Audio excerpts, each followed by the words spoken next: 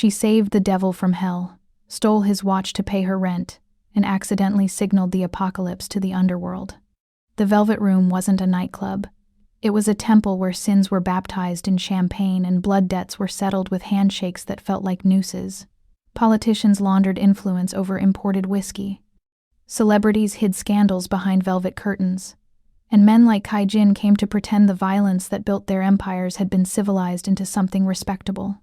He sat in the VIP section beneath lighting that turned shadows into amber, his presence a gravitational pull that bent the room toward him without a single word spoken. To the world that scrolled past headlines calling him the Butcher of the Onyx Syndicate, he was the enforcer who turned chaos into order and turned order into profit. To those who whispered his real name in back rooms and police files, he was still the fist that closed around throats, still the man who'd walked out of Seoul's underworld with blood on his knuckles and a reputation built on fear so pure it had calcified into legend. Tonight, he sat perfectly still, a predator pretending to rest. Andrea Simmons moved through the Velvet Room like smoke through fingers there, but impossible to hold. She didn't smile the way the other waitresses did, bright and desperate and designed to make men feel powerful. Her face carried a stillness that came from seeing violence up close and learning that the only way to survive it was to become invisible. Her hands moved with surgical precision as she refilled glasses and cleared plates. But her eyes mapped the room differently, not with a server's trained efficiency, but with a soldier's eternal vigilance. She counted exits like other people counted tips. She measured distances and calculated angles to threats that didn't exist. Except tonight, they did. At 10:47 p.m., the sound of splintering wood cracked through the club's manufactured atmosphere like a gunshot. By 10:48, the Velvet Room had become a slaughterhouse disguised as entertainment. But to understand how a waitress with empty pockets and a fake name became the only thing standing between a mafia enforcer and death, you need to understand that Andrea Simmons wasn't born in the shadows of New York's service industry. She was forged somewhere far more brutal. In the kind of places where governments send people they need to forget, to do work they'll never acknowledge. In rooms where screams don't echo because the walls are built to swallow sound. And Kai Jin, he'd spent a lifetime believing that violence made him untouchable, that fear was a currency that bought immortality. Tonight, 3 men with machetes and a vendetta older than his American empire were about to teach him that even monsters bleed. Welcome back, beautiful souls. Before we dive into this story, go ahead and hit that subscribe button, drop a like, and tell me in the comments where you're watching from. It genuinely warms my heart to see our storytelling family spread across the world. Every click, every comment, every moment you spend here helps us keep uncovering these unforgettable stories together. So find your quiet corner, settle in deep, and let me take you somewhere you've never been before. The back door of the Velvet Room opened onto an alley that smelled like rain and rotting dreams. Andrea pushed through it with 2 bags of trash, the heavy door swinging shut behind her with a metallic groan that sounded too much like a cell closing. The rain fell in sheets, cold and relentless, turning the asphalt into a black mirror that reflected nothing but darkness. She didn't hear them coming. She felt them, the shift in air pressure that happens when bodies move with violent intent. 3 men materialized from the shadows like nightmares given form. Black tactical gear slick with rain, faces hidden behind masks. But it was the machetes that caught the light, long, brutal, designed not for quick kills but for suffering. They weren't here for money. They were here for blood. Kai Jin stepped out of the club's service entrance, a cigarette between his lips, his jacket open despite the cold. He looked bored, untouchable, the kind of man who'd stopped fearing death so long ago that he'd forgotten what survival felt like. The first machete came for his throat. Kai moved like water, turning to ice smooth. Then suddenly, violently solid, he caught the blade's wrist mid-swing, twisted with brutal precision, and the sound of bone cracking was louder than the rain. The machete clattered to wet concrete. Kai drove his knee into the man's solar plexus, then his elbow into the bridge of his nose, with the casual efficiency of someone who'd done this 1,000 times before. The man collapsed. Blood spread across the ground, mixing with rainwater until Andrea couldn't tell where one ended and the other began. 2 more rushed him from opposite sides. Professional, coordinated, they'd trained for this. Kai swept left, avoiding the first grab, his hand shooting out to catch the second attacker by the throat. His fingers found pressure points with surgical accuracy, the kind of knowledge that came from studying how to end lives, not just threaten them. The man's eyes rolled back. Kai released him like discarded trash, but the third man was already moving, machete raised high, and Kai was bleeding. Andrea saw it in the amber light spilling from the club's windows. The dark stain spreading across Kai's white shirt, the slight hesitation in his movements. He'd been cut. Deep. The kind of wound that steals strength with every heartbeat. The third man swung. Andrea's body reacted before thought could intervene. She grabbed the glass bottle from the recycling bin, heavy, green, still half full, and hurled herself forward. The bottle connected with the attacker's skull, with a wet, sickening crack that echoed off brick walls. He staggered. She didn't stop. Her hand found the fallen machete, and she drove it into his shoulder with every ounce of desperate strength she possessed. He screamed. The sound was animal, raw, human in a way that made her stomach turn. But he went down. Silence fell like a curtain. 3 bodies on the ground, rain hammering concrete, and Kai Jin, leaning against the dumpster, pressing one hand to the wound in his side, looking at her with eyes that burned with something between gratitude and calculation. "You fight," he said, voice rough with pain and adrenaline, like someone who's killed before. Andrea's hands were shaking, blood she didn't know whose dripped from her fingers. "I haven't. You have now." He tried to stand, stumbled. His hand left a red smear on the dumpster's rusted metal. That's when she saw it. The watch. It hung from a chain on his vest, exposed where his jacket had torn open during the fight. Platinum, ornate, heavy enough that even in the dim light, she could tell it was worth more than 6 months of rent. More than a bus ticket out of the city, more than the fresh start she'd been trying to buy with tips and lies. Kai's eyes were closing, his breathing shallow. The rain washed blood down the alley in thin rivers. Andrea knelt beside him. Her hands moved automatically, ripping fabric from her apron, binding the wound with pressure and prayer. But even as she worked to keep him alive, her other hand moved toward the watch. It was survival.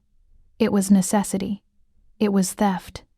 "I'm sorry," she whispered to the unconscious man, who looked like a demon even in defeat. Her fingers closed around cold metal. The chain snapped easily. "I need this more than you do." She ran. Behind her, Kai Jin lay bleeding in the rain, and the platinum watch in her pocket ticked steadily against her hip. 3 blocks away, still running, Andrea felt it the moment the watch stopped ticking, not winding down, not slowing, just stopped.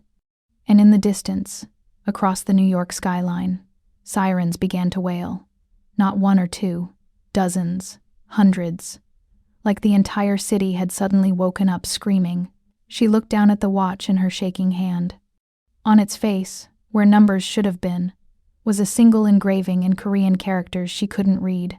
What she didn't know, what she couldn't have known, was that she'd just stolen a dead man's timer, a signal device linked to Kai Jin's heartbeat, designed to alert his enemies the moment his pulse stopped. By saving his life and stealing his watch, Andrea Simmons had accidentally done the impossible. She'd told the entire underworld that the butcher was dead, and when you kill a monster, every other monster comes to feast on what's left. Andrea's motel room smelled like mildew and broken promises. The kind of place where questions weren't asked and names weren't remembered. Where the neon sign outside flickered like a dying heartbeat and cast red shadows across walls thin enough to hear your neighbor's nightmares. She sat on the edge of a bed that sagged in the middle, the platinum watch heavy in her trembling hands. 3 hours since the alley. 3 hours since she'd become a killer and a thief in the span of 10 heartbeats.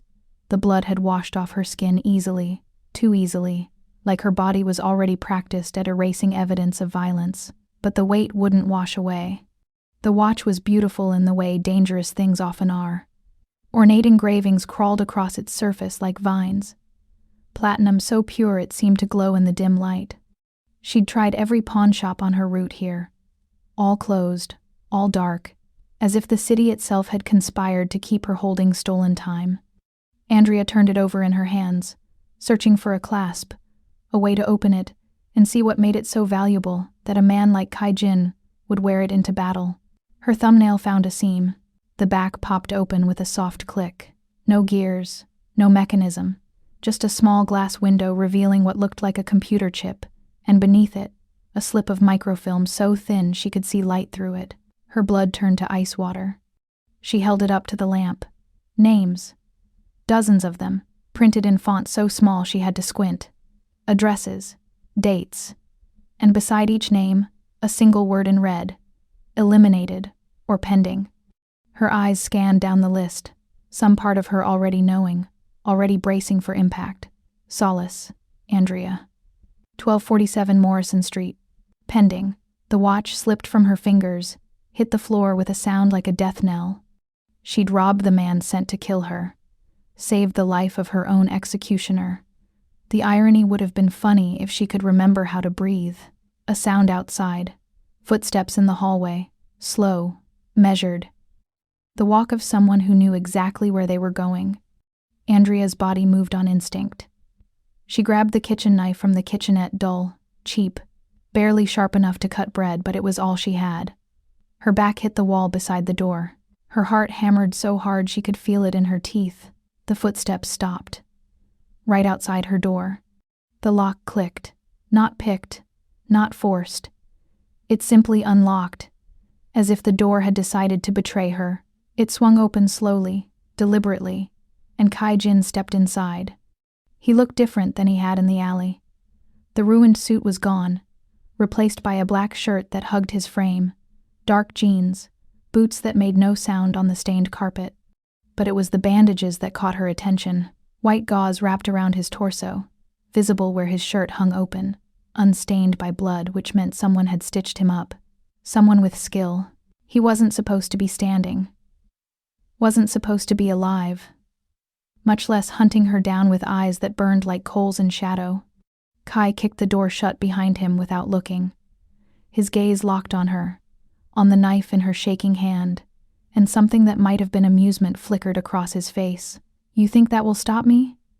His voice was rough velvet, Korean accent curling around English words like smoke.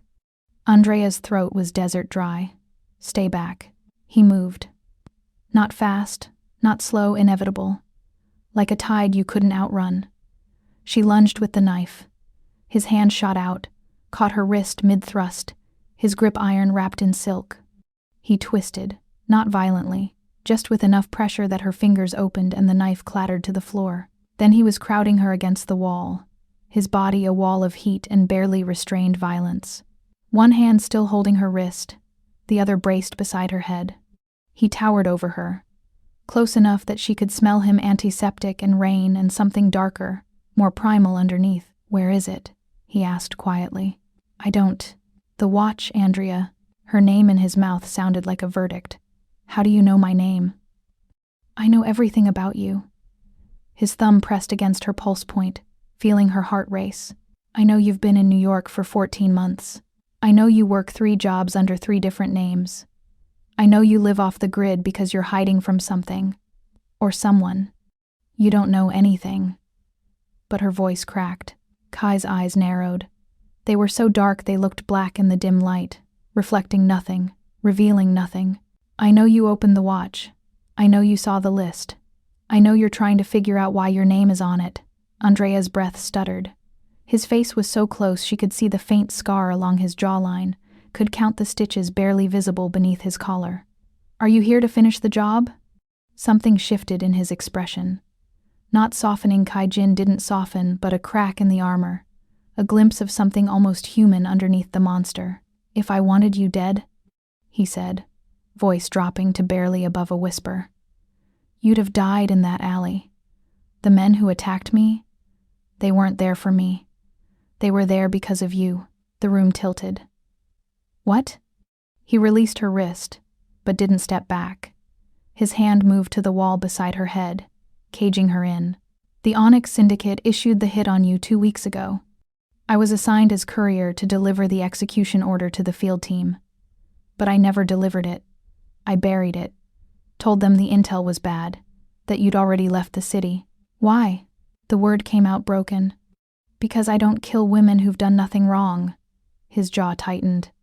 "My superiors didn't believe me.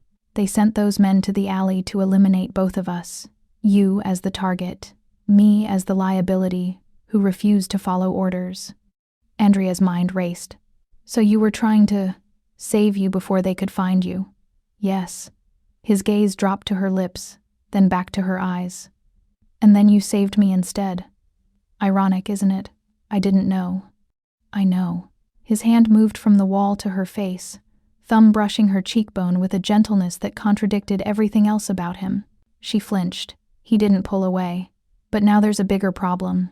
The watch, she breathed. The watch. He stepped back, finally giving her space to breathe, and pulled something from his pocket. A phone. He turned the screen toward her. News alerts, police scanners, social media, all of them screaming the same thing. The butcher is dead. Onyx Syndicate enforcer Kai Jin confirmed killed in alley attack. I don't understand, Andrea said. You're right here. Kai's smile was sharp enough to cut. That watch isn't a timepiece. It's a dead man's switch. Linked to my biometrics, heartbeat, body temperature, proximity sensor. As long as it's on my body and my heart is beating, it sends a signal every 60 seconds to a central server. The signal says, I'm alive. The pieces clicked into place with sickening clarity. And when I took it, you moved it too far from my body. The signal died. The server registered it as my death and automatically sent kill codes to every safe house, every account, every operation tied to my name. He slid the phone back into his pocket. Every rival gang in New York now thinks the butcher is dead. They're already moving on syndicate territory, already hunting for my body to confirm the kill. Oh God. Andrea's legs felt weak. I started a war. You started an apocalypse. Kai moved to the window, pulled back the cheap curtain an inch, looked out at the street below. His posture was relaxed, but Andrea could see the tension in his shoulders, the way his hand stayed close to what she now realized was a gun tucked into his waistband. Los Reyes, the Voronov Bratva, the 14K Triad, every organization that's wanted me dead for the last decade is about to descend on this city looking for proof. Can't you just tell them you're alive? He turned back to her, and the look on his face made her stomach drop. If I surface now, the syndicate will know I survived. They'll know the hit failed. They'll send everything they have to finish what they started, and this time they won't stop with me. They'll burn down everyone I've ever spoken to, everyone who might have helped me, everyone who, his gaze held hers, everyone who saved my life. Understanding crashed over her like cold water. You can't go back. Neither can you. He crossed the room in 2 strides, picked up the watch from where she'd dropped it. You're on their list. You've been marked for death by the most powerful crime organization on the East Coast. And now you're tied to me, whether you want to be or not. I didn't ask for this. Neither did I. He held up the watch, let it catch the light. But here we are. You saved my life. You stole my death. And now you owe me something much more valuable than platinum. Andrea's pulse hammered. What? Kai closed the distance between them again, slow and deliberate, until she was backed against the wall with nowhere to run. He didn't touch her this time, but she felt the heat of him anyway, felt the weight of his presence like gravity. You owe me your survival, he said softly.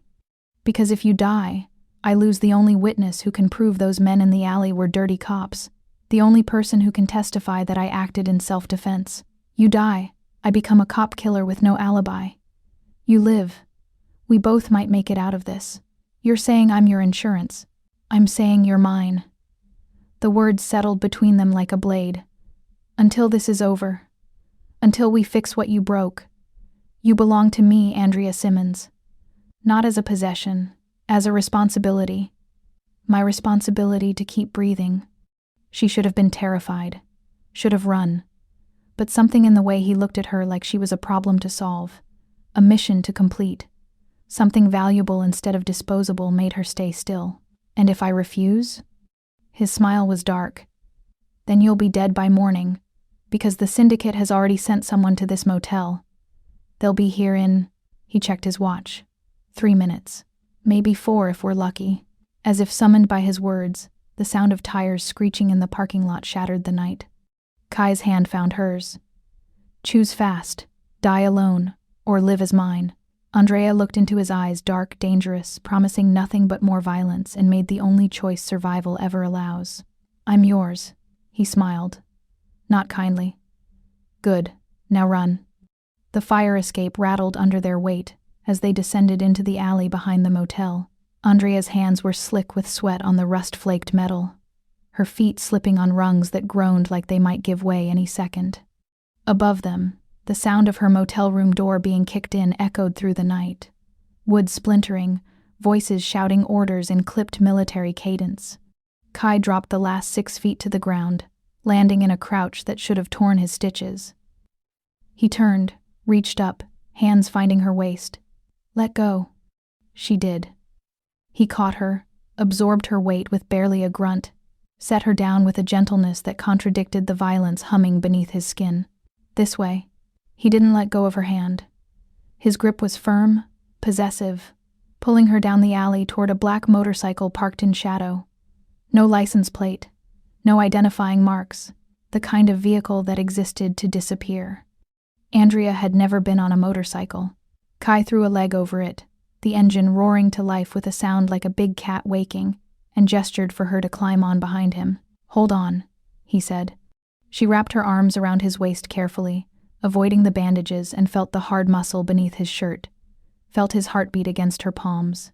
Steady and strong despite everything, they shot out of the alley like a bullet from a gun. New York blurred around them. Streetlights became smears of gold. Buildings leaned in like spectators watching a race they knew would end badly. Kai drove like someone who'd outrun death before and knew exactly how close to let it breathe on his neck. Andrea pressed her face against his back and held on tighter. They didn't stop until they'd crossed into a different borough, pulled into an abandoned subway station that looked like it hadn't seen a train in 20 years. The entrance was chained shut, but Kai had bolt cutters hidden in a saddlebag. The chains fell away like they were made of thread. Inside, the air smelled like rust and rats and stagnant water. Emergency lighting still functioned in scattered patches, casting everything in sickly green. Kai led her down to the platform, then jumped down onto the tracks. This is your safe house? Andrea asked, following him down. One of them. He moved into a maintenance tunnel, produced a flashlight from somewhere, illuminated a steel door set into the concrete. Another lock, another key that appeared in his hand like magic. The syndicate doesn't know about this place. No one does. The door opened onto a space that defied the decay outside. Someone had converted the old maintenance room into a livable bunker camping cot, battery-powered lanterns, shelves stocked with canned food and bottled water, weapons mounted on one wall, knives, guns, something that might have been a grenade. Andrea stared. How many of these do you have? Enough. Kai moved to the shelves, pulled down a first aid kit. His movements were slower now, careful. The adrenaline was wearing off, leaving pain in its wake. Close the door. She did. The sound of its sealing was final, like a coffin closing. Kai sat on the cot, started unbuttoning his shirt. Andrea looked away, then forced herself to look back. Because looking away felt like cowardice, and she'd done enough cowardly things tonight. His torso was a map of violence. Scars layered over scars, some old and silver, some fresh and pink. The bandages were soaked through with blood, not gushing, but seeping. The kind of bleeding that kills you slowly if you ignore it. You need a hospital, she said. Hospitals ask questions. He peeled the bandages away with steady hands. The wound beneath was brutal, a machete slash that had carved a canyon across his ribs. Someone had stitched it, but 3 of the stitches had torn. I need a needle and thread. I'm not a doctor. Neither am I. He held out the first aid kit. But we both know how to survive, don't we? Their eyes met. Something passed between them, recognition of a shared trauma. A mutual understanding that sometimes survival meant doing ugly things with shaking hands. Andrea took the kit. Lie back. He did, watching her with those unreadable eyes as she threaded the needle. Her hands were steadier than she expected. Muscle memory from a life she'd tried to forget. From emergency field dressings and bullet extractions and all the things they'd taught her before they'd sent her into places that didn't exist on maps. The needle pierced his skin. Kai didn't flinch, didn't make a sound. just kept watching her face like he was trying to read a book written in a language he didn't quite speak. "Where did you learn to fight like that?" he asked quietly. "In the alley. Those weren't the moves of a waitress." Andrea pulled the thread through, tied off the first stitch. "Where did you learn to take a blade to the ribs without screaming?" I asked first. I asked better. She met his gaze, saw the faintest hint of amusement there. "Let's make a deal. I answer one question. You answer one question. Fair trade." "Fair." His hand moved to rest on his stomach, close to where she was working. "Who trained you?" The second stitch. Pull. Tie. Don't think about the sensation of needle through flesh, the way his blood made her fingers stick to the thread. "The same people who taught me how to disappear, how to live 100 different lives in 100 different cities, how to become no one. Government." It wasn't a question. Andrea's hands paused. "My turn. The men in the alley. You said they were cops. How did you know?" "Their shoes." Kai's voice was steady despite the needle in his skin. "Standard issue NYPD tactical boots. And their formation, they moved like a strike team, not street thugs. Too disciplined. Too clean." His eyes darkened. "The syndicate has half the department on payroll. Those men were probably Vice Squad, moonlighting as enforcers." The third stitch. Andrea's stomach turned.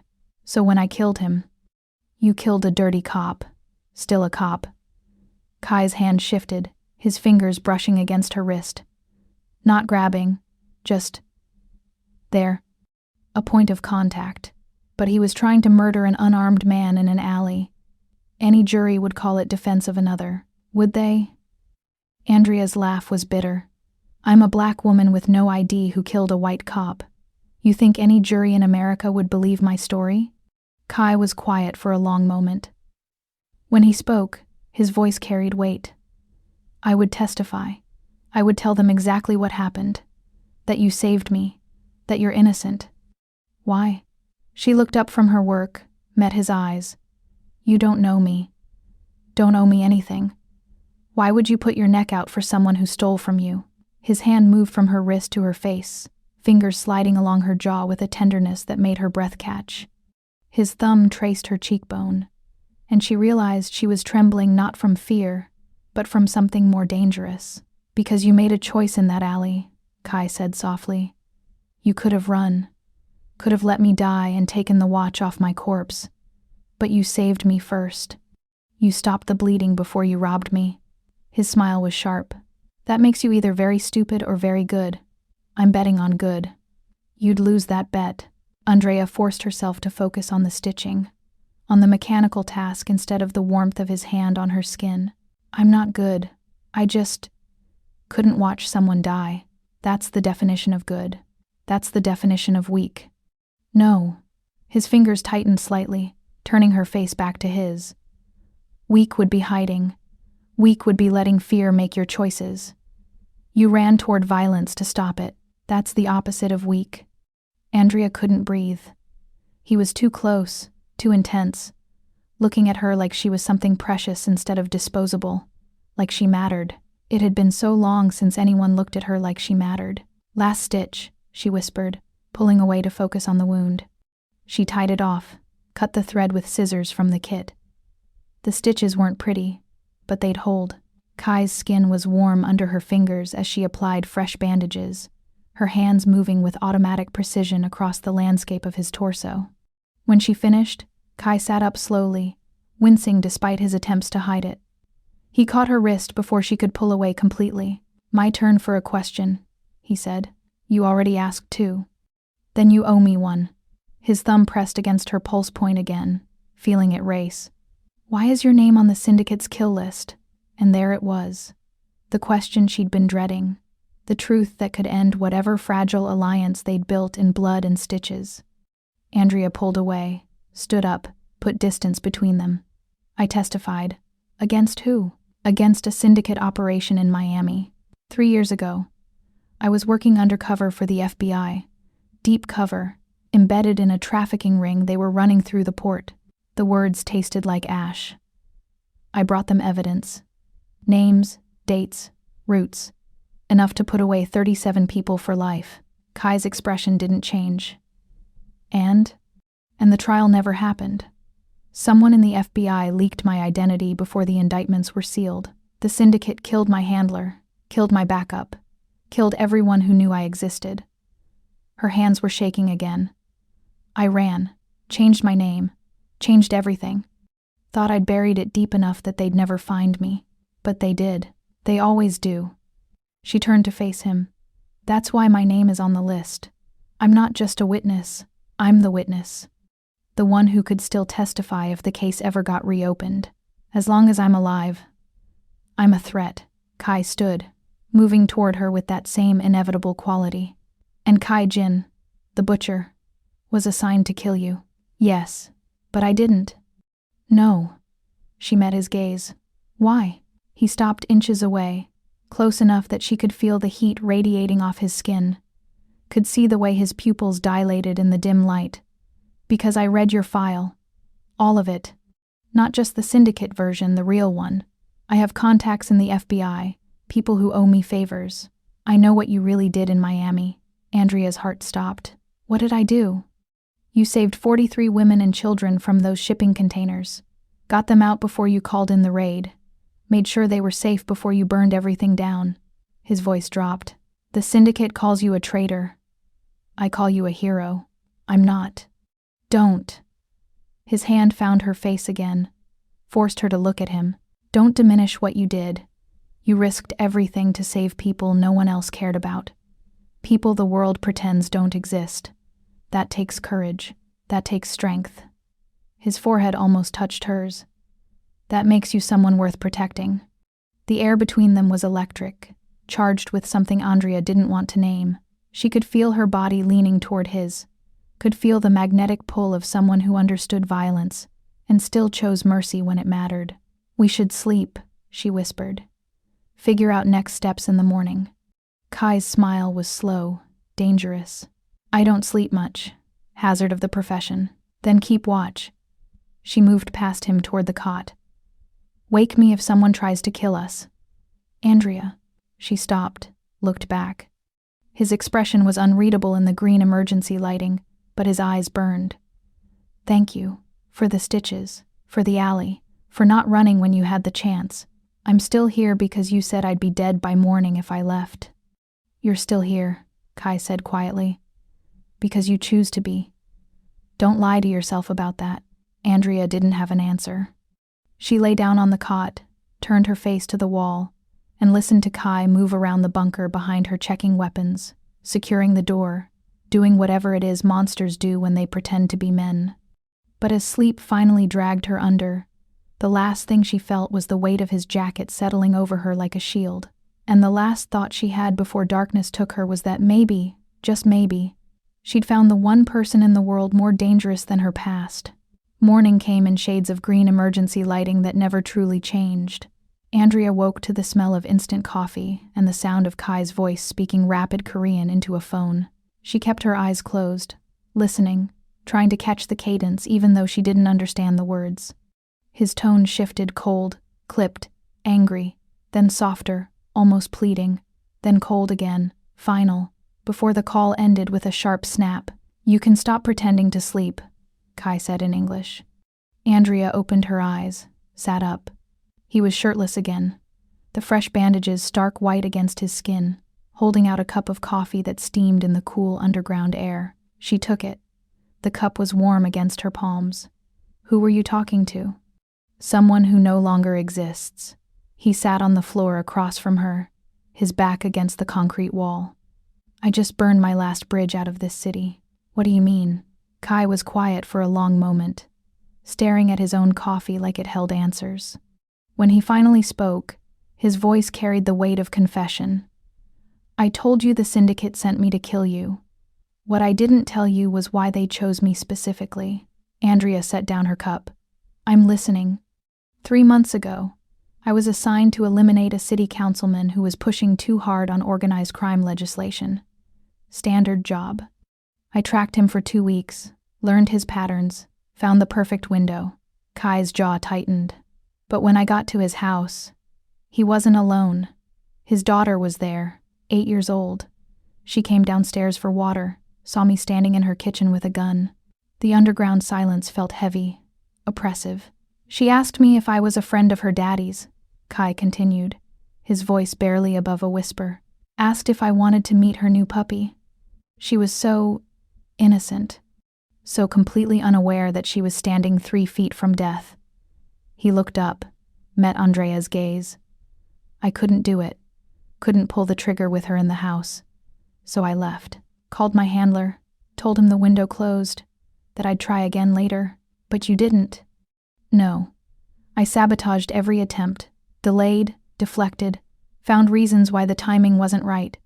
The syndicate started to suspect I'd gone soft, started watching me closer. That's when they assigned me your case attest.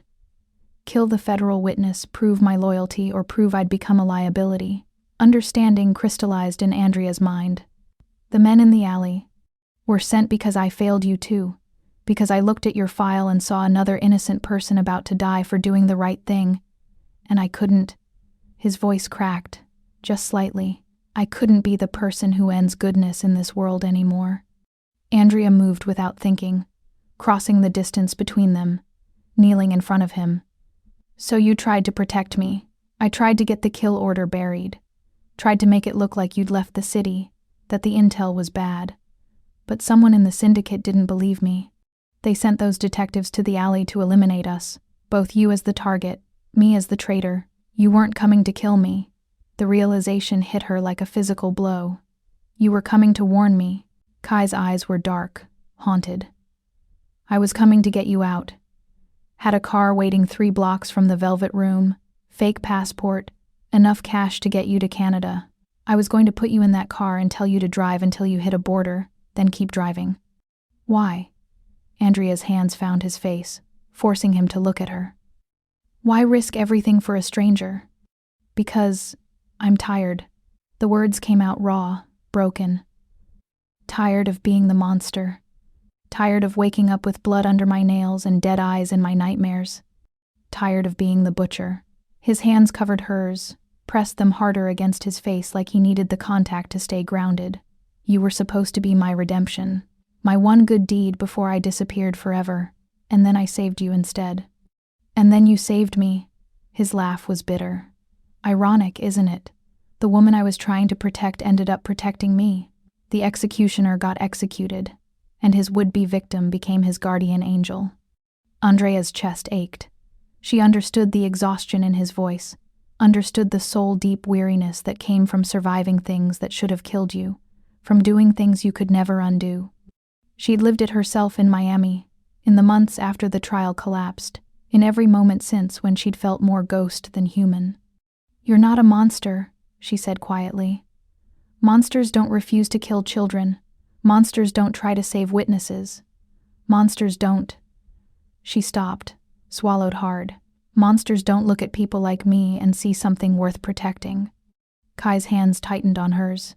What do you see when you look at me, Andrea? The question hung between them, dangerous and desperate. She should lie. Should say she saw a criminal, a killer, a man whose very existence was a threat. But Andrea was tired of lying, tired of pretending, tired of being no one. I see someone who's trying, she said. Someone who's fighting against what they were made to be. Someone who... Her voice dropped to almost nothing. Someone who makes me feel less alone. The space between them disappeared. Kai's forehead pressed against hers, his breath warm on her lips, his hands sliding from hers to her waist, pulling her closer until she was straddling his lap, until there was no distance left at all. This is a terrible idea, he whispered against her mouth. The worst. Her hands found his shoulders, felt the corded muscle beneath skin that was too warm, too alive, too real. We're both running from death. This can't end well. Nothing in my life has ever ended well. She pulled back just enough to look into his eyes. At least this time I'll have chosen it. Kai's control shattered. His mouth found hers with a hunger that stole her breath, a kiss that tasted like coffee and desperation, and something darker underneath. His hands gripped her waist hard enough to bruise, holding her against him like she might disappear if he loosened his grip even slightly. Andrea kissed him back with equal ferocity, her fingers threading through his hair, her body pressing against his until she could feel his heartbeat hammering against her chest. This was reckless, stupid, dangerous, everything she'd promised herself she'd never do again. But his mouth was hot and demanding. His hands were sliding beneath her shirt to find bare skin, and for the first time in 3 years, Andrea felt something other than fear. She felt alive. Kai's phone shattered the moment, vibrating against the concrete floor with a sound like a rattlesnake's warning. They broke apart, both breathing hard. Kai grabbed the phone, looked at the screen, and every trace of heat drained from his face. "What?" Andrea asked. He turned the phone toward her. "A text message. No sender ID. We know you're alive. We know she's with you. 48 hours to deliver the girl, or we release your real identity to Interpol." "They found us," Andrea breathed. "Not us. They're guessing." But Kai's voice was tight. "They know I survived. Know someone helped me. But they don't know where we are. If they did, they'd send a kill team, not a text." "What do they mean about your real identity?" Kai's jaw clenched. "Kai Jin isn't my name. It's a cover identity the syndicate created when they brought me to America 12 years ago. My real name, my real history. If that information gets released to international law enforcement, I'll be wanted for crimes in 6 different countries. Crimes I actually committed, under orders, before I knew any better. So we have 48 hours. We have 48 hours to either deliver you to them or figure out how to disappear so completely they'll never find us." He stood, started pulling on a clean shirt from supplies stacked in the corner. "There's a third option." "Which is?" Kai turned to her, and his expression was pure predator. "We burn them first. The syndicate thinks I'm a traitor, thinks you're a weakness they can exploit. We prove them wrong. We take the fight to them, destroy the organization from the inside, and make sure neither of us has to run ever again." Andrea should have been horrified, should have refused, should have demanded the disappearing option. But she was so tired of running, so tired of looking over her shoulder, so tired of being no one. "How?" she asked instead. Kai's smile was sharp enough to cut.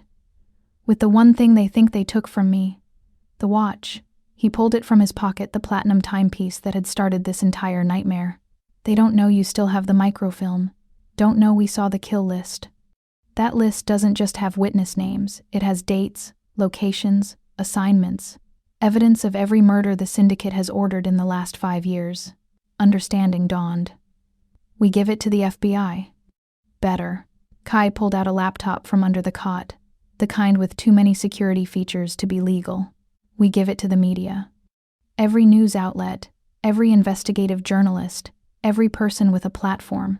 We make it impossible to bury, impossible to cover up. We burn the entire organization down with their own evidence. They'll kill us. They're already trying to kill us." His eyes met hers. "At least this way, we die knowing we took them with us."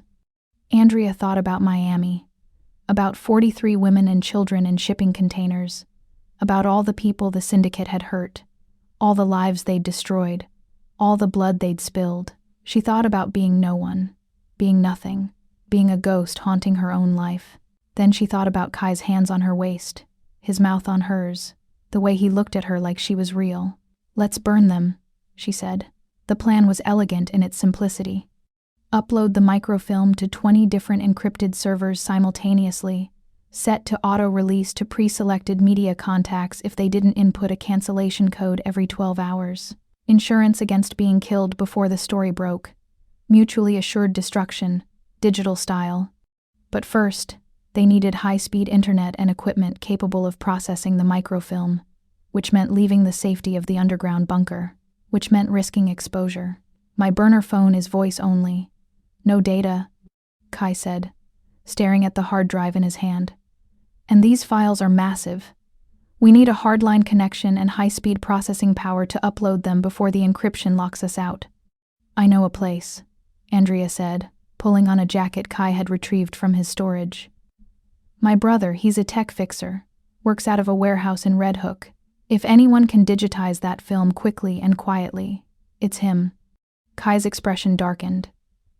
"You have family in the city? You never mentioned that. We're not close. An understatement. Andrea hadn't spoken to Marcus in 11 months, not since he'd borrowed $5,000 and disappeared for 3 weeks. But he owes me. And he has access to the kind of equipment we need. Can you trust him? Andrea hesitated. He's family. That's not an answer. It's the only answer I have.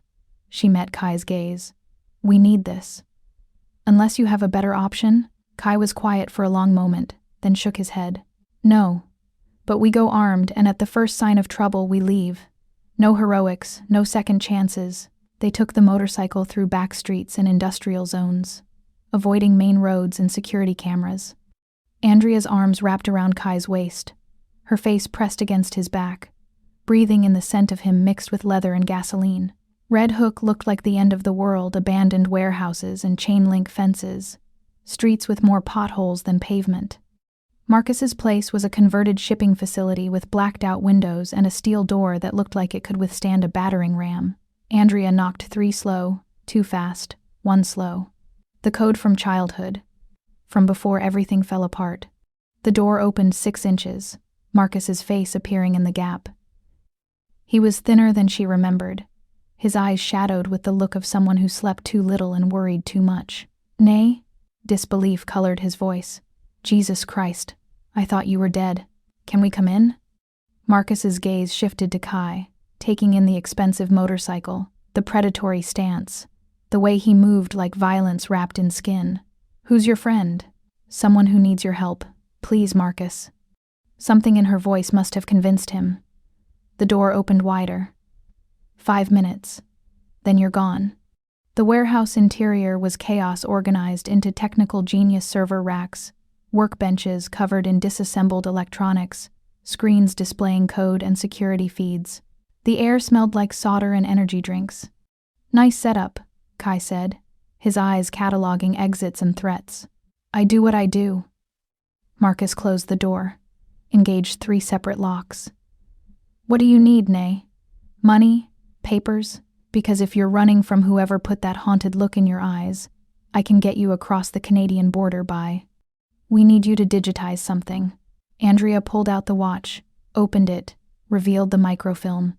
High resolution, encrypted, uploaded to multiple secure servers. How fast can you do it? Marcus whistled low. Depends what's on it. But with my rig? 40 minutes? Maybe less. He reached for the watch. Kai's hand shot out, caught his wrist. Not yet. First tell us your price. Family doesn't charge family. Everyone charges someone. Kai's grip tightened slightly. What do you want? Marcus pulled his arm free, rubbed his wrist. You're right. I want to know what I'm digitizing. Because if this is some cartel shit, some gang war evidence, I'm not touching it. I've stayed alive this long by knowing when to say no. Andrea exchanged a glance with Kai. They'd agreed not to tell anyone the full story, not to involve anyone else in the target that was painted on their backs, but Marcus was already involved just by letting them in. It's a kill list, she said quietly, from the Onyx Syndicate. Witnesses they've eliminated, witnesses they're planning to eliminate. We're going to leak it to the press, burn down the organization. Marcus's face went pale. The Onyx Syndicate? Are you insane? Do you have any idea what they'll do if they find out you? He stopped, looked at Kai more closely. Wait, I know you. Your face. I've seen it on. His eyes widened. Holy shit, you're the butcher. You're Kai Jin. Was, Kai corrected. I'm retired. Retired? Marcus's laugh was hysterical. You don't retire from the syndicate. You die or you... He looked at Andrea. Please tell me you didn't save this man's life. Please tell me you're not the reason the entire underworld thinks he's dead. Andrea's silence was answer enough. Jesus Christ. Marcus paced, ran his hands through his hair. You've started a war. Every crew in New York is going to be looking for you. The syndicate, the Russians, the triads, everyone wants proof. The butcher is dead. And you brought him to my door? We'll pay you, Kai said calmly. Name your price. My price? Marcus spun to face him. My price is you get the hell out of my warehouse before you get me killed too. I'm not... The sound of tires squealing outside cut him off. Kai moved instantly, gun drawn, moving to the window. He looked out, and every muscle in his body went taut. How many people know about this location? No one. It's off the books. Marcus stopped. Wait, I told some guys I play poker with that I had a new workshop, but I didn't give them the address. I just said Red Hook. You told people? Andrea's voice was sharp. It was just poker talk, just... The steel door shook with the impact of something heavy. Once, twice, 3 times, then voices outside, muffled but clear enough. We know you're in there, Butcher. Send out the girl and we'll make it quick. Marcus's face drained of all color. Oh God, what did I do? Kai's expression was ice. You sold us out. I didn't, I swear I didn't. But Marcus's eyes were darting to his phone on the workbench, and Andrea saw it, the screen still lit. A text thread open. She grabbed the phone. Read the messages. Marcus, found my sister. She's in trouble, needs help. Unknown. Where? Marcus, my Red Hook place. Bringing her here now. Unknown. Good. We'll take care of her. $50K wired to your account. The betrayal hit her like a physical blow. You called them? You sold me out for $50,000? I didn't know they wanted to kill you.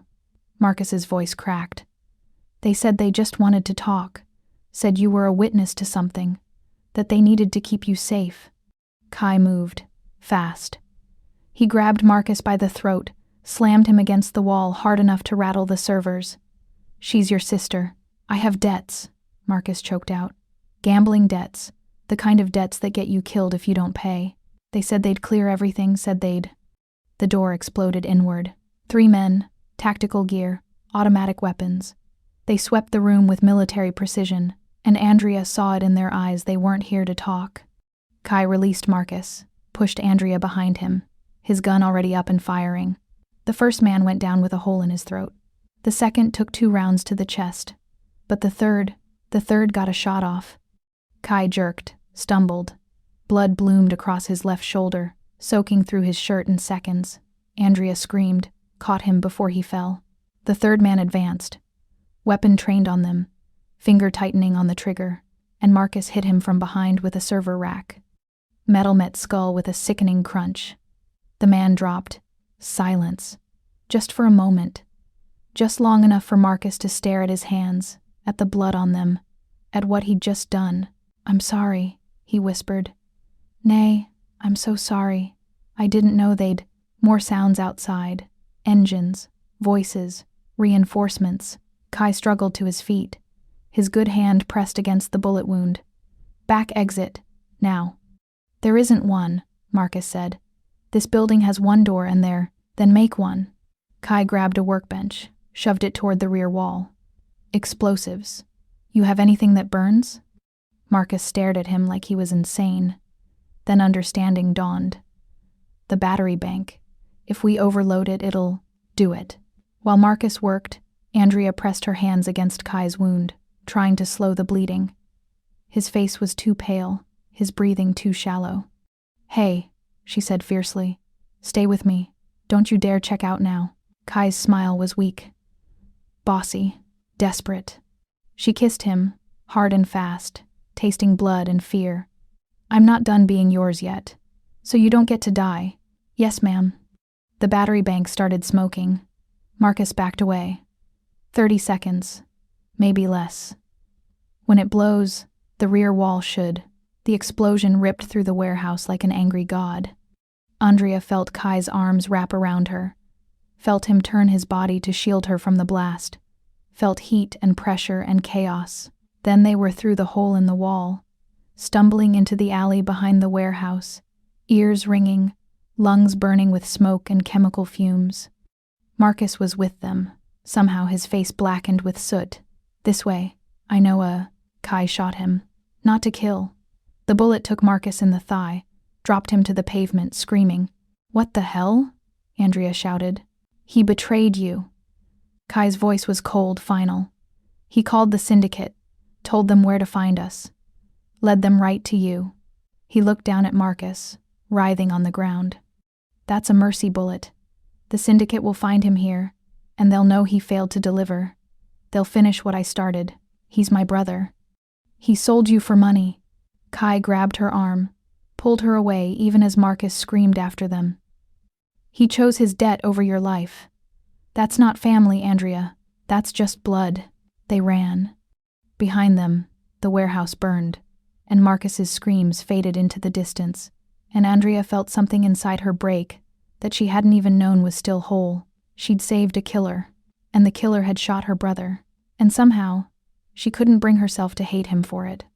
The abandoned church in Queens still had most of its roof.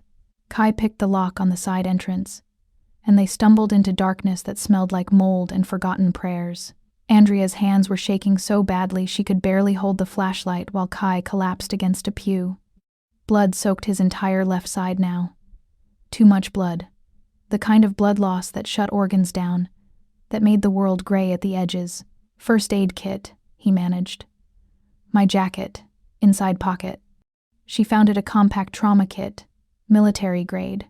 Her hands moved on autopilot, cutting away fabric, packing the wound, applying pressure. The bullet had gone through, which was good. It had hit high on the shoulder, missing the bone. It missed the brachial artery by a fraction of an inch, tearing through muscle instead. Painful, bleeding heavily, but survivable. You need a hospital, she said for the second time in 2 days. Can't. His voice was getting weaker. Gunshot wound. They report it. Police come asking questions. Connect me to the warehouse, to the bodies. He coughed. To your brother. Andrea's hands stilled on the bandage. You shot Marcus. Yes. He was calling for help, screaming my name. He sold you out. Kai's eyes found hers, dark and unrepentant. Would have gotten you killed for $50,000. That's not love, Andrea. That's business. He's all the family I have left. No. Kai's good hand found her face, thumb smearing blood across her cheek. I'm your family now. Whether you want me or not. She should pull away. Should be horrified. Should be running. Should be anything except leaning into his touch like it was the only real thing in her world. This is insane, she whispered. Agreed. His thumb traced her jaw. You should leave. While you can. Get on a bus. Go somewhere. I'll never find you. Start over. Be someone new. And you? I'll finish what we started. Get the microfilm released. Burn down the syndicate. Die knowing I took them with me. His smile was sad. It's what I was always meant to do. This was just a detour. Andrea looked at him, at this man who'd tried to save her before they even met, who'd chosen mercy over orders, who'd shot her brother to protect her. This man who'd kissed her like she was precious and fought like she was worth dying for. I'm not leaving, she said. Andrea. I'm not leaving. She finished the bandage with firm movements. You said I'm yours. That works both ways. You're mine too, and I don't abandon what's mine. Something shifted in Kai's expression, surprise maybe, or hope, or something too dangerous to name. Even after I shot your brother? Especially after. She helped him sit up straighter. He made his choice. You made yours. I'm making mine. And what's your choice? She kissed him. Slow this time, deliberate, tasting blood and defiance, and a future that probably didn't exist, but she'd claim it anyway. We finish this together. Or we don't finish it at all. Kai's hand tangled in her hair, pulled her closer, deepened the kiss until they were both breathing hard, and the pain and danger faded to background noise. When they finally broke apart, his forehead rested against hers. We need to move. Can't stay here long. They'll be sweeping the city, checking every known safe house, every connection. Where do we go? Somewhere they'd never look. Kai's smile turned sharp. We go to the place where it all started, the Velvet Room. The club looked different in daylight, empty, the glamour stripped away to reveal stained carpets and chipped paint. But the VIP section was still there. The alley behind still reeked of old rain and violence. Kai moved through the space like a ghost returning to haunt the scene of his death. He stopped at the spot where he'd fallen, where Andrea had bound his wounds with her apron, where she'd stolen the watch that changed everything. Why are we here? Andrea asked. Because the syndicate owns this place. Runs weapons and drugs through the basement, launders money through the books. Kai moved behind the bar, started pressing seemingly random bottles. A section of the floor clicked open, revealing stairs descending into darkness. And because they'd never think to look for us in their own headquarters. The basement was everything. Andrea expected crates of weapons, stacks of cash bound in plastic, computers and servers humming with illegal activity. But it was the last room that made her blood run cold. Files, thousands of them, organized, labeled, detailed. Kai opened one at random. Inside, photos of a man, his wife, his 2 children, a school schedule, a route map, a date, and a final notation: eliminated. "This is it," Andrea breathed. "This is their entire operation. Every hit, every job, every piece of evidence needed to destroy them." Kai was already booting up one of the computers. "We don't just release the microfilm. We release all of it. Every file, every record, every order. We make it so complete, so overwhelming, that no one can claim it's fake. How long will it take to upload?" Kai checked the servers. 3 hours, maybe 4. He looked at her. "And the syndicate does surprise inspections of this location every 12 hours. If they come while we're here, then we fight." "Andrea." "Then we fight," she repeated. "You said I'm yours. You said we do this together. So stop trying to protect me and let me be what I am." "And what are you?" She grabbed a pistol from the weapons crate, checked the magazine with practiced ease. "Someone who's tired of running. Someone who's ready to burn the world down if it means finally being free." Kai's smile was proud. "That's my girl." They worked in synchronized silence. Kai at the computers, uploading, encrypting, setting up the auto-release protocols. Andrea at the door, watching security feeds, tracking movement patterns, ready to sound the alarm if anything moved in the darkness outside. 2 hours passed. Then 3. Kai's fingers flew across the keyboard, lines of code scrolling faster than Andrea could follow. "Almost done. Just need to." The security feed blinked. Andrea's blood went cold. "We have company." On the screen, 3 black SUVs pulling up to the club's front entrance. Men in suits pouring out, weapons concealed but visible to someone who knew how to look. "How many?" Kai asked, not looking up from his work. 15, maybe 20. She grabbed more weapons, started loading magazines. "Can you finish in time?" "Need 5 more minutes." "You have 3. The sounds above them. Footsteps. Voices. The club's main door opening. They were sweeping the building, clearing rooms methodically, moving toward the basement access. 4 minutes. Andrea positioned herself at the basement stairs, weapon up, breathing controlled. She'd done this before in another life, held choke points against superior numbers, trusted in training and desperation. 3 minutes. The footsteps were directly above now, voices filtering through the floorboards. "Check the basement. Boss wants every inch cleared." 2 minutes. The door at the top of the stairs rattled. Someone testing it, finding it locked. A brief pause, then the unmistakable sound of lockpicks working tumblers. "Kai," Andrea said quietly. "I know. 30 seconds. 1 minute." The lock clicked open. Light spilled down the stairs. A man's silhouette appeared, weapon drawn, descending slowly. Andrea let him take 3 steps before she fired.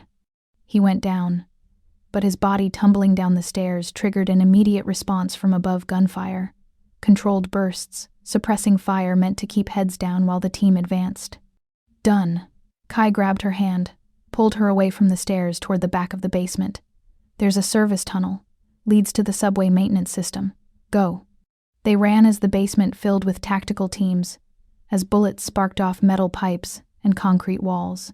Kai shoved her into the tunnel first, covered their retreat with precise shots that bought them seconds.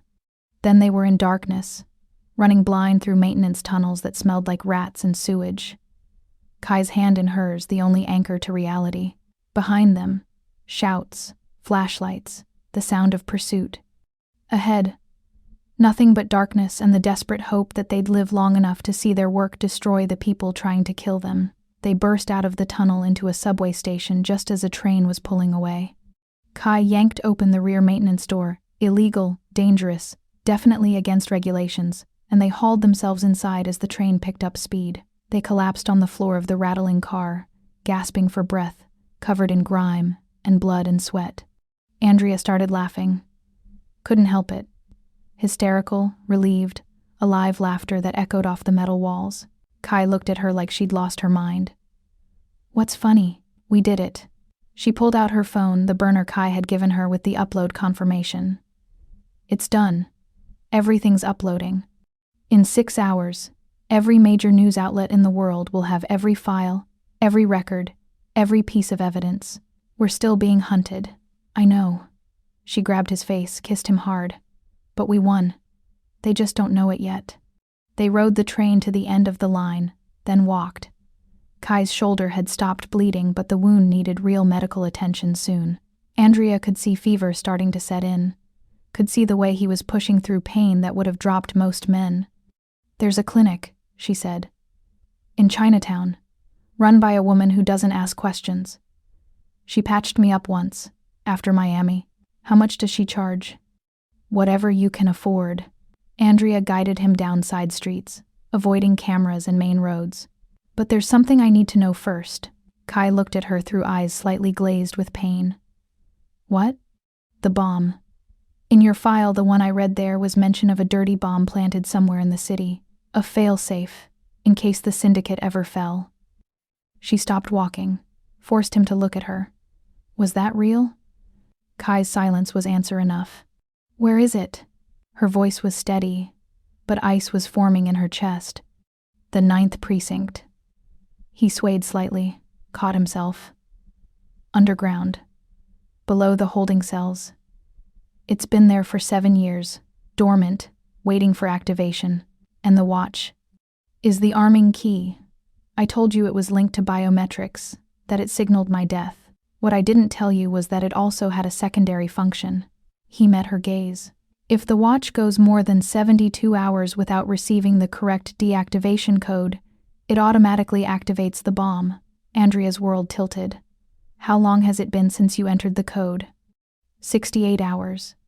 I hadn't reset it for 2 days before the attack in the alley. I was already laying low.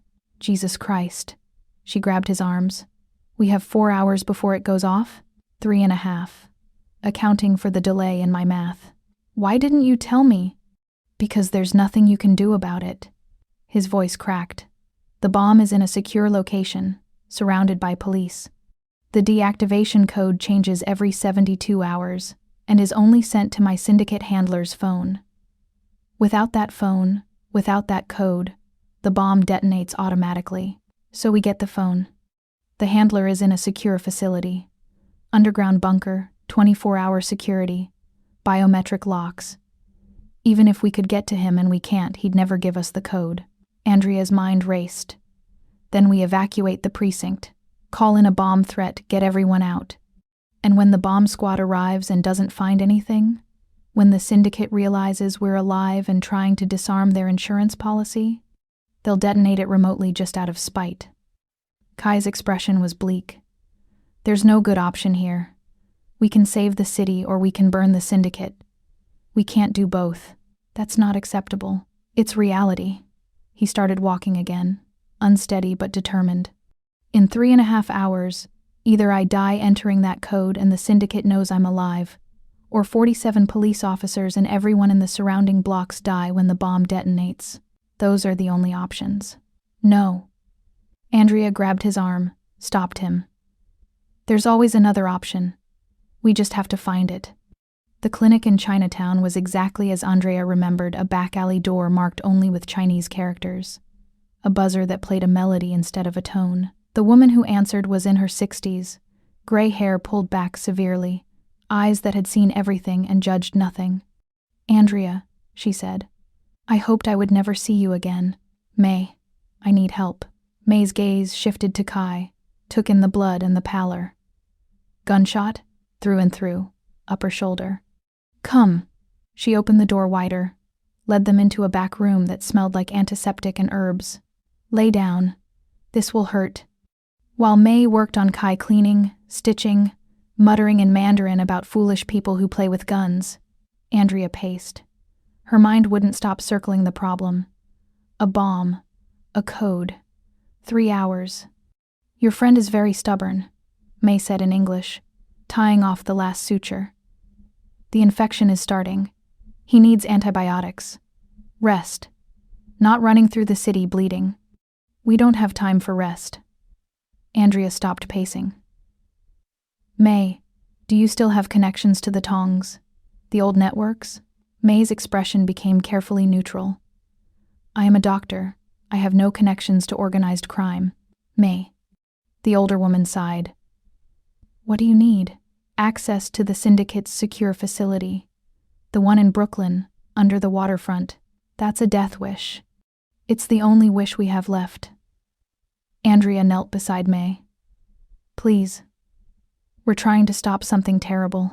Something that will kill innocent people. We just need a way in. May looked at her for a long moment. Then at Kai, who was watching them with fevered eyes. The Tongs owe the syndicate nothing. In fact, there is old blood between us. Very old. Very bad blood. She moved to a cabinet, pulled out a phone. I make one call. One. And then you never come back here. Understood? Understood. May dialed, spoke rapid Mandarin that Andrea couldn't follow. Listened. There is a man, she said slowly. He works maintenance at the facility. Janitorial. He is. Sympathetic to those who oppose the syndicate. His daughter. She stopped. It doesn't matter. He will leave the service entrance unlocked at midnight. You will have 15 minutes before the next security sweep. That's enough.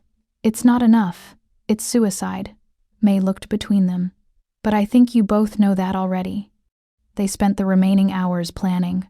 Kai drew maps from memory, the facility layout, security rotations, camera blind spots. Andrea memorized every detail, every turn, every potential point of failure. The handler's name is Yoon, Kai said, his voice stronger after the antibiotics May had administered. Mid-40s, Korean, former military. He's smart, disciplined, won't scare easily. Where will he be at midnight? His quarters. He keeps to a scheduled dinner at 6, paperwork until 11, sleep by midnight. We'll have maybe 30 seconds of surprise before he can trigger an alarm, and the code will be on his phone. Encrypted, probably. But I know his backup protocols. I can crack it. Kai looked at her. If we get that far, we'll get that far. Andrea checked the weapons May had reluctantly provided. Not much. A small pistol. A tactical knife. We have to. At 11:30, they left the clinic. Moved through streets that were emptying as midnight approached. The waterfront facility looked like any other warehouse from the outside corrugated metal. Faded signage, advertising, shipping, logistics. The service entrance was unlocked as promised. Inside, industrial lighting, concrete floors, the hum of HVAC systems. They moved like shadows, following the route Kai had mapped. 2 security guards passed within feet of where they pressed against a maintenance alcove. Neither looked their way. Down a stairwell. Through a corridor lined with doors that probably held terrible secrets. At the end, a reinforced door with a keypad.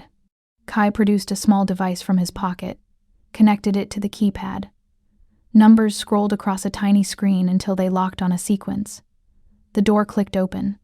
Yoon's quarters were Spartan, a bed, a desk, a single bookshelf. And Yoon himself, sitting at the desk in sleep clothes, gun already in hand and aimed at the door. Kai Jin, he said in Korean accented English. You're supposed to be dead. So I've heard. Kai kept his hands visible. I need the deactivation code. No, the bomb will detonate. Innocent people will die. That's the point. Yoon's gun didn't waver. The syndicate falls. The insurance policy triggers. It's always been the plan. The plan was insurance, not mass murder. Kai took a step forward. You have children, Yoon. 2 daughters. Think about what you're protecting. I'm protecting the organization that feeds my family. That puts my daughters through school. That... His eyes shifted to Andrea. You brought the witness. The one you were supposed to kill. I brought the woman who saved my life. Kai's voice was soft, dangerous. And if you don't give me that code, I'm going to have to take it from you. You can try. Yoon's finger tightened on the trigger. Andrea moved. Fast. She threw the tactical knife not at Yoon, but at the lamp on his desk. It shattered, plunged the room into darkness. Gunfire.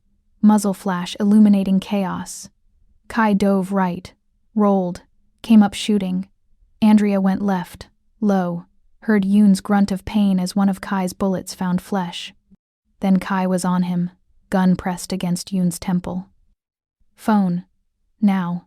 Yoon laughed. Blood bubbled on his lips. You shot me in the gut. I'm dead anyway.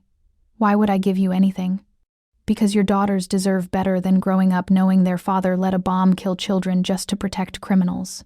Kai's voice was gentle, almost sad. Be the man they think you are, Yoon. Give me the phone. For a long moment, nothing. Just breathing in the darkness, pain and death hanging in the air. Then Yoon reached into his pocket with a shaking hand, pulled out his phone. Unlocked it. The code. Changes in 43 minutes. You'll never make it in time. Kai took the phone. Watch me. They left Yoon there, bleeding out on his own floor. No time for mercy. No time for anything but running. Andrea drove. She'd hot-wired a car from the facility parking lot, while Kai worked on Yoon's phone, manually bypassing the security protocols using backdoor codes he'd memorized from his days building the system. Got it, he said as they raced through empty streets. But the deactivation has to be entered on site, at the bomb itself, the 9th precinct. The 9th precinct. They pulled up 3 blocks away, abandoned the car, approached on foot. The precinct was quiet at this hour graveyard shift, minimal staff. How do we get to the basement? Andrea asked. We don't. Kai pointed to a manhole cover. Maintenance tunnels. They connect to the old holding cells. We go under. Of course they did. The tunnels were worse than the subway, smaller, darker, the smell of decades of sewage and decay. Kai led the way with a pocket light, counting junctions, following a mental map that Andrea prayed was accurate. There. He pointed to a ladder leading up to a hatch. That's directly under the old holding level. Bomb should be 30 feet north. They climbed. The hatch was locked, but Kai shot the lock off the sound deafening in the enclosed space. They emerged into a basement that looked like it hadn't been used in years. Dust, mold, walls that wept moisture.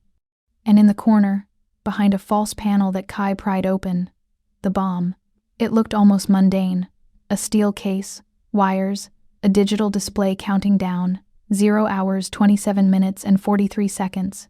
27 minutes. Kai connected his phone to the bomb's interface. The watch, he snapped. Andrea handed it to him. He slotted the platinum timepiece into a circular recess on the bomb's casing. The mechanism clicked, completing the circuit. Then he started entering the code. Andrea watched the time tick down. 0 hours, 26 minutes and 12 seconds. 0 hours, 25 minutes and 47 seconds. Come on, she whispered. Come on. Kai's fingers flew across the screen. The bomb beeped. Numbers scrolled. Then froze. Deactivation code accepted. Device disarmed. They both released breath they hadn't known they were holding. We did it, Andrea said. We did it. Kai pulled her against him, kissed her hard and desperate. We actually did it. Kai snatched the watch back from the console and shoved it into his pocket. Let's go. Above them. Footsteps. Voices. Someone had heard the gunshot on the hatch. We need to go, Andrea said. We need to go. They climbed back down into the tunnels, disappeared into darkness before the police could find them, emerged 3 blocks away, filthy and exhausted and alive. The sun was rising. Kai's phone chimed. A news alert. Breaking. Massive data leak exposes organized crime network. Thousands of documents released. They'd done it. All of it. Disarmed the bomb, released the files, survived the night. What now? Andrea asked. Kai looked at her. At this woman who'd saved him, who'd fought beside him, who'd chosen him over safety. Now we disappear, become new people, start somewhere they'll never find us. Or Andrea said slowly. We stay. We testify. We make sure every single person on that list goes to prison. We finish what we started. That's dangerous.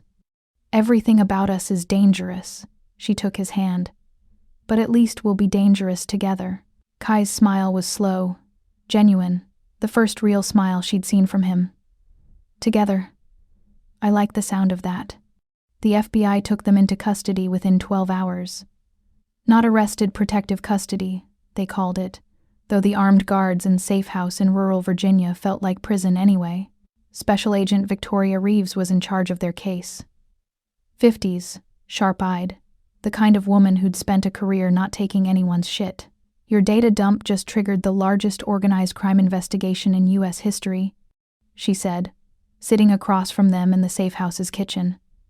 16 states, 4 countries, hundreds of suspects. You've made a lot of powerful people very angry. Good, Andrea said. Reeves hesitated, then pulled a smaller file from the stack. We also picked up your brother, Andrea. Fire and rescue got him out of the warehouse. He's in federal custody, undergoing surgery for his leg. He's cooperating fully in exchange for a reduced sentence.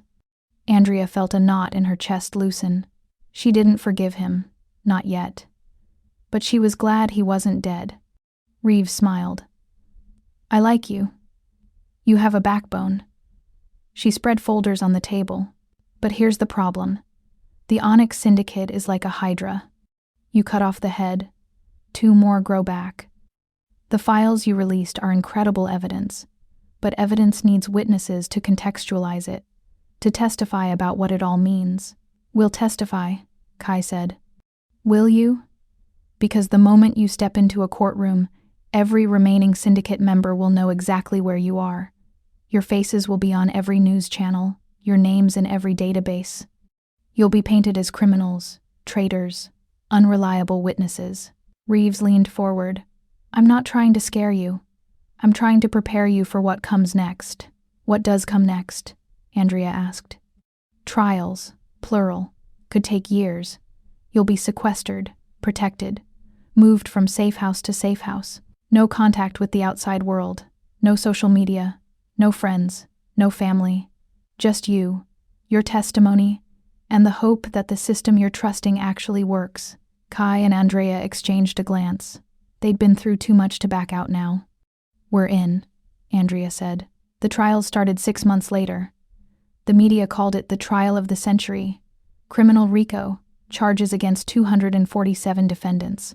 Murder, racketeering, corruption, human trafficking. The evidence was overwhelming, but the defense teams were expensive and vicious. Andrea testified first. She sat in the witness box and told the story of Miami, of 43 people in shipping containers, of how she'd risked everything to save them. The defense tried to paint her as an opportunist, a fame seeker, someone who'd fabricated evidence for attention. But then they played the recordings. The actual audio she'd captured undercover. Women screaming, children crying, men negotiating prices for human beings like they were livestock. The jury looked sick. The defense looked desperate. Kai testified next. He sat in that same box and confessed to crimes that could have put him away for life, but he did it with such cold precision, such detailed knowledge of the syndicate's operations, that it was impossible to deny his credibility. Why should we believe you? The defense attorney asked. You're a self-confessed murderer. You have every reason to lie to save yourself. Kai looked at the jury. I'm not here to save myself. I'm already damned. I'm here because 2 people, he glanced at Andrea in the gallery, taught me that damnation doesn't have to be permanent, that you can choose, even at the end, to do one good thing. The trial lasted 8 weeks. At the end, 231 defendants were convicted. 16 were acquitted on technicalities. The judge called it the most comprehensive dismantling of organized crime in modern history. But it wasn't over. The night after the verdict, Andrea woke to Kai's hands on her shoulders, his voice urgent in her ear. They found us. Get dressed, now. She didn't question, didn't hesitate. They'd drilled for this. Go bags were already packed. Exit routes memorized. They were out the window before the tactical team breached the front door. Running through woods in darkness, guided by moonlight and desperation. Behind them, flashlights, dogs, the sound of pursuit. "This way," Kai hissed, pulling her toward a ravine. They slid down wet leaves and mud, hit a creek at the bottom, kept moving, using the water to mask their scent. Eventually emerged onto a service road where a car waited Agent Reeves's insurance policy, keys under the mat. They drove until dawn, then ditched the car and stole another. Kept moving, kept changing, stayed ahead of the people hunting them by pure velocity and paranoia. "We can't run forever," Andrea said somewhere in Tennessee. "I know." Kai's hands were tight on the wheel. "But we can run long enough for the appeals to fail, for the organization to collapse completely. 6 months, maybe a year, and then? Then we disappear for real. New names, new lives, somewhere so far off the grid they'll never find us." Andrea thought about that. About being no one again. About losing her name, her history, everything that made her real. "Or," she said slowly, "we stop running." Kai glanced at her. "What?" "You said the bomb was in the 9th precinct, that it was their failsafe, their insurance policy. What if there are others? There aren't. That was the only one. How do you know?" Andrea turned to face him. "You were mid-level enforcement, not top of the chain. What if there are other fail-safes you don't know about? Other insurance policies waiting to trigger?" Kai's expression darkened. "If there are, we have no way to find them. We have the files, all of them. Thousands of documents we released. What if the answer is in there, hidden in code or references we didn't understand? That would take months to analyze." "So we take months." Andrea grabbed his hand. "We stop running away and start running toward. We find every last insurance policy, every hidden bomb, every trigger that could still hurt innocent people. We don't just break the syndicate, we dismantle it so completely that nothing ever grows back." Kai was quiet for a long moment. Then he smiled that sharp, dangerous smile she'd fallen in love with in a different lifetime. "You want to go to war. I want to finish what we started. That's insane. That's survival." She squeezed his hand. "We survive by making sure nothing and no one can hunt us ever again. We don't hide. We hunt them." Kai pulled the car over to the side of the highway, turned to her, cupped her face in his hands. "You're absolutely insane. I know. It'll be dangerous. We could die. Probably will die. I know. We'd be starting a war against ghosts.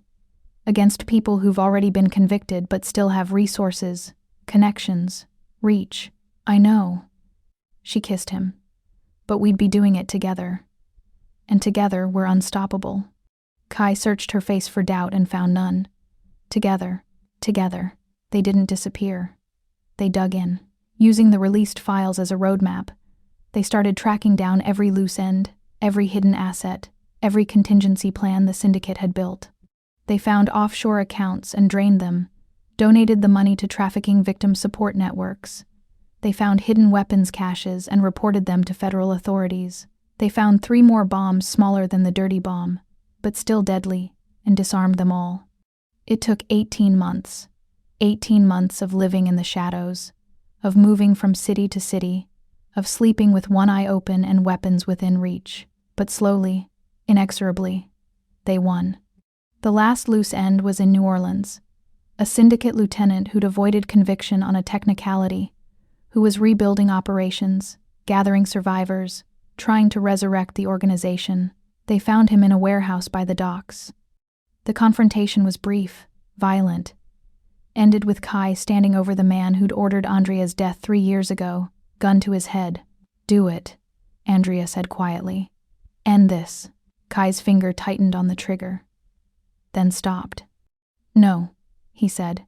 He pulled out his phone instead, dialed 911. "I'm calling in an arrest. This man is wanted for racketeering and murder. My testimony will ensure he goes to prison for life." He looked at Andrea. "We're not killers anymore. We're survivors. There's a difference." 2 years after the trials ended, Andrea and Kai sat on a beach in California. Real names, real lives, real freedom. The Onyx Syndicate was gone, dismantled so completely that even the name had been erased from criminal networks. Every bomb disarmed, every account drained, every threat neutralized. They were free. "What do we do now?" Andrea asked, watching the sunset paint the ocean gold. Kai's hand found hers. "Whatever we want. We have the rest of our lives to figure it out." "That's terrifying." "That's living." He pulled her close. "We survived hell. Time to see what heaven looks like." Andrea rested her head on his shoulder and smiled. They'd started as a waitress and a killer, ended as partners, lovers, survivors, and the best part? They'd written their own ending. The nightclub opened on a Thursday night in Manhattan, the kind of soft launch that didn't advertise but still drew a line around the block. The signage above the door remained dark, leaving just a matte black entrance and a woman in a sharp suit checking names on a tablet. Inside, the space was a study in controlled elegance, all dark wood and brass fixtures, intimate booths, and a bar that glowed like honey in low light. The music was jazz with teeth, the kind that made you want to drink expensive whiskey and confess your sins. Andrea stood behind the bar, but this time she wasn't serving. This time she owned the place. Her hair was pulled back in a sleek bun. Her dress was charcoal silk, and around her neck hung a platinum pocket watch on a delicate chain repaired, polished, transformed from instrument of death into declaration of survival. She caught her reflection in the mirror behind the bar and almost didn't recognize herself. This woman looked powerful, dangerous, like someone who'd survived things that should have killed her and decided to build an empire on the ashes. "You're staring," Kai said, materializing beside her with the silent grace that still made her pulse jump even after 2 years. "I'm admiring." She turned to him, let her gaze travel over the black suit that fit him like a weapon, the way his hair was styled back but still looked like he'd just rolled out of bed, the small smile playing at his lips. "You clean up nice. So do you." His hand found her waist, possessive and public. "Ready for this? Ready to run a legitimate business? To pay taxes and file paperwork and be boring, law-abiding citizens?" She laughed. "It's terrifying." "Good." He kissed her temple. "Fear keeps you sharp." The doors opened. The city poured in young professionals and old money, artists and entrepreneurs, people looking for a place where the drinks were perfect and the staff never asked questions you didn't want to answer. Andrea watched them flow through her space, her kingdom, this empire she'd built from blood and survival. It wasn't the Velvet Room. It wasn't a front for anything illegal. It was hers. Really, truly hers. "Miss Solace?" One of the new bartenders approached, nervous but professional. "The reservation for the VIP section, they're asking if you'll join them for a drink?" Andrea glanced at Kai. He nodded. They moved through the crowd together, and people parted instinctively. Not from fear they didn't know about the alley or the trials or any of it. They parted because some people just carried power, and everyone could feel it. The VIP section held a surprise. Agent Reeves, now retired, sitting with a glass of scotch and a satisfied smile. "Victoria," Andrea said warmly, sliding into the booth. "This is unexpected. I don't do surprises anymore. Bad for the heart." Reeves raised her glass. "But I do celebrate victories. 16 states, 4 countries, 231 convictions, 0 successful appeals. The Onyx Syndicate is dead and buried. Thanks to you." "Thanks to you." Reeves's gaze was sharp. "You and your partner here did something I've never seen in 30 years with the Bureau. You didn't just take down a criminal organization. You burned it so completely that nothing grew back. No successors, no splinter groups, nothing. Just silence." Kai's hand found Andrea's under the table, squeezed. "We were motivated." "You were relentless." Reeves took a sip. "The Bureau wanted me to ask if you'd consider consulting. We have other cases, other organizations that need the kind of surgical dismantling you two specialized in." Andrea and Kai exchanged a look, a whole conversation in a glance. "No," Andrea said gently. "We're retired. This," she gestured to the club around them, "is our new life. Boring and legal and exactly what we need." Reeves nodded like she'd expected the answer. "Can't blame a girl for trying." She stood, left a business card on the table. But if you ever change your minds, or if any ghosts from the past come knocking, you call me. We will." After Reeves left, they sat in comfortable silence for a moment. The club hummed around them, music and laughter and the clink of glasses, the sound of life happening in real time. "Do you think it's really over?" Andrea asked quietly. Kai considered. "I think we dismantled the organization. But organizations are made of people, and people have long memories. Will someone, someday, try to rebuild? Maybe. Will someone come for revenge? Possibly." He turned to her. "But we'll face it together, like we face everything else." "Together," she echoed. The word had become their promise, their prayer, the foundation they'd built when everything else crumbled. A commotion at the door drew their attention.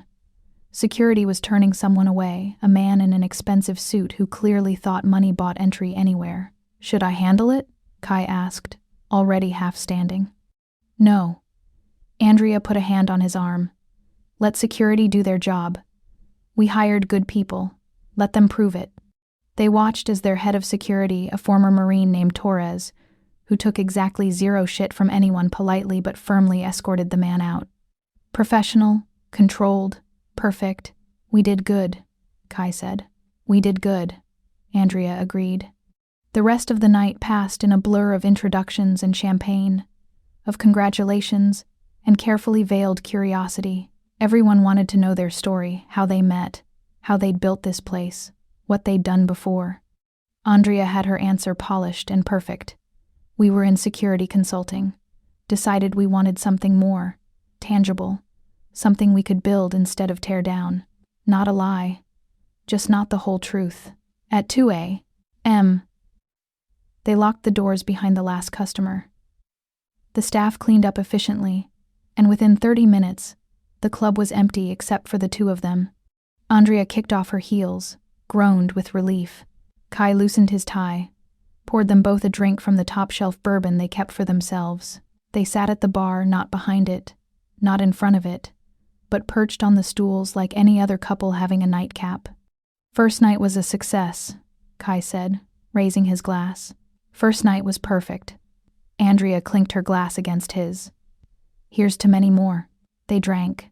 The bourbon was smooth, warm, exactly right. "Do you miss it?" Kai asked after a moment.